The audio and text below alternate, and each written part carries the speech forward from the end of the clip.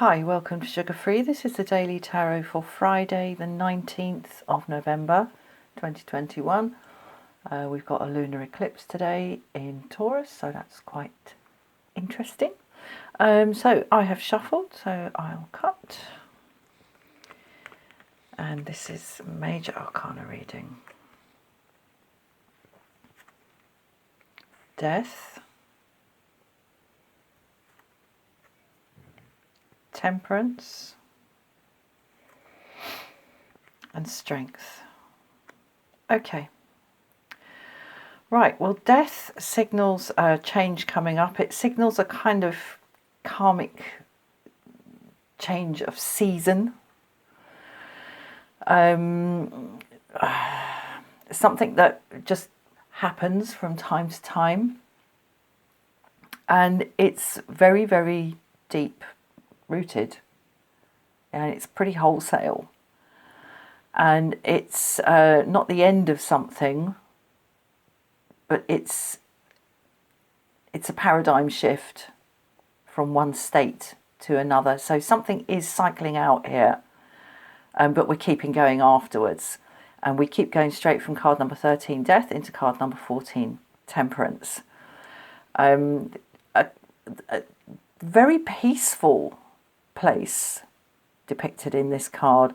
The spine of the angel here is completely straight. We have a kind of meditative immobility and a kind of Tai Chi movement going on here. There's something to do with infinity here. And in the Rider-Waite deck, the next card, which we have in the reading here, Strength, the woman is depicted with an infinity symbol over her head.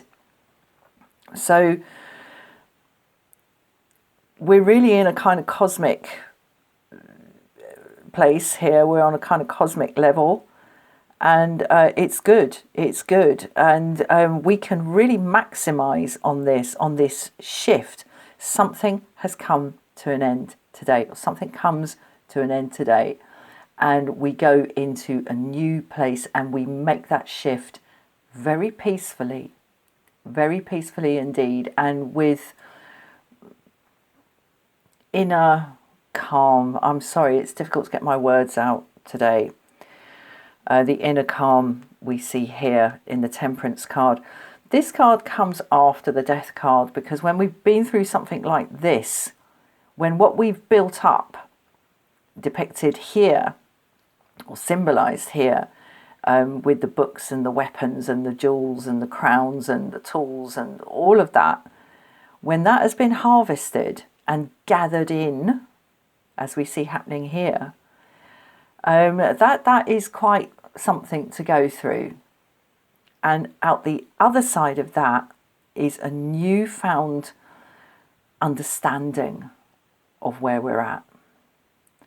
And what we're seeing here in the Strength card is that we are now in a place where we understand more clearly and more productively what is going on in our gut, that deep stuff.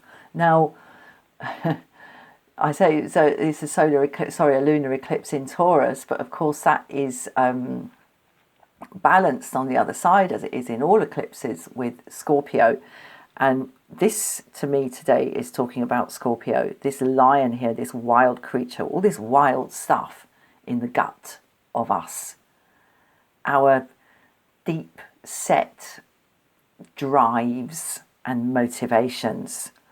And we become through this process today of something ending, something being gathered in, harvested, and into this new place of contemplation where we see that everything is this way and that way, this way and that way. And that's what these two vessels and the action of pouring the fluid from one vessel to the other in this kind of figure of eight. If you imagine, if you could actually see her moving, she would be moving in a figure of eight here.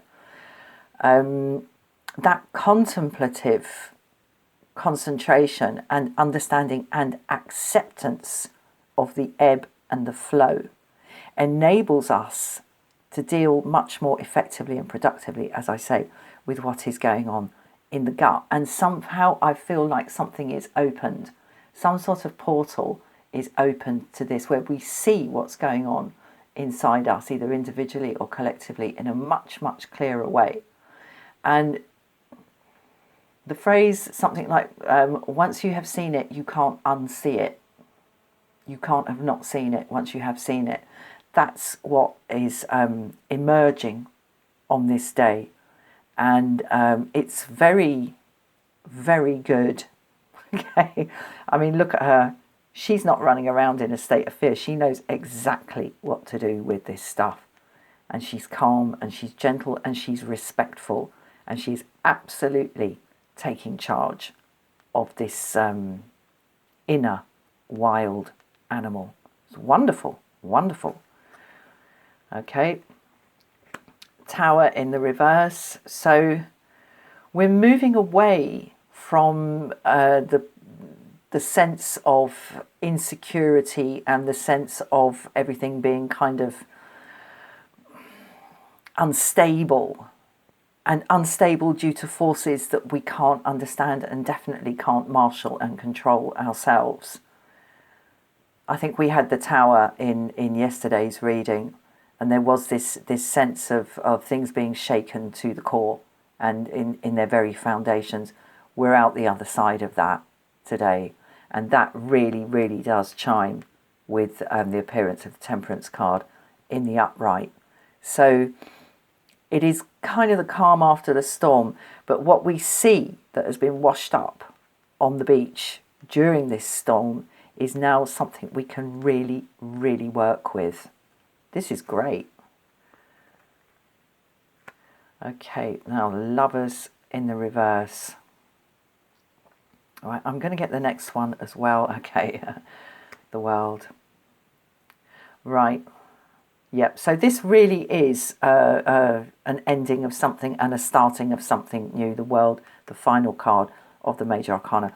But I'm very intrigued by this. I'm always intrigued by the Lovers in the reverse. I'm intrigued by the Lovers card anyway, because it's the card of taking the first choice with something, and being compelled to move forward through our own will into making something happen.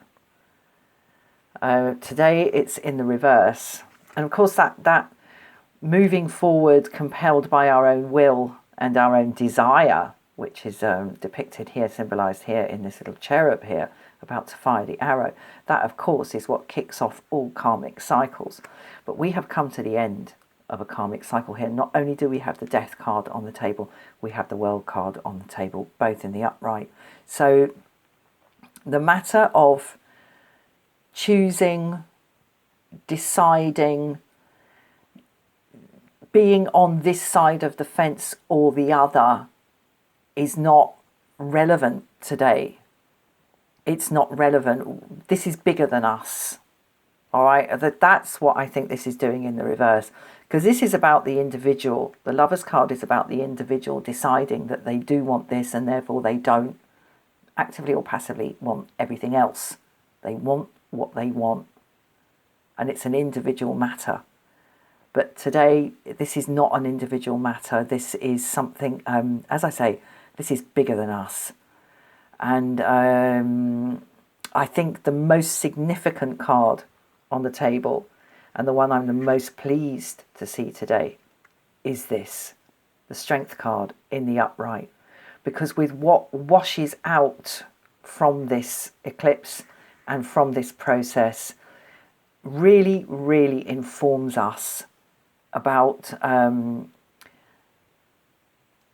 what's going on inside us in terms of our hidden motivations.